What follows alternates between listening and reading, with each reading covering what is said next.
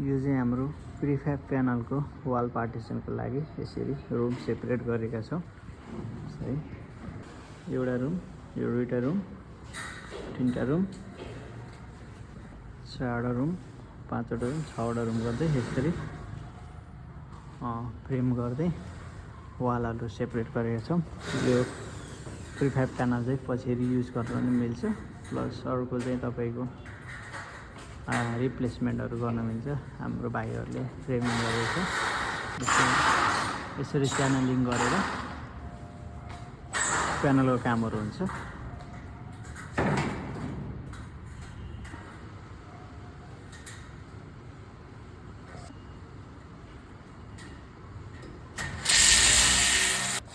हजुरहरूलाई पनि प्रिफ्याब प्यानलको वाल पार्टिसनहरू गर्नु पऱ्यो भने हामीलाई सम्झाउन सक्नुहुन्छ। प्रिफ्याब प्यानलसँगै जिप्सन बोर्डको पार्टिसनहरू, सिमेन्ट बोर्डको पार्टिसनहरू हामी कहाँ हुन्छ, हजुरहरूलाई पऱ्यो भने हामीलाई सम्झाउन सक्नुहुन्छ।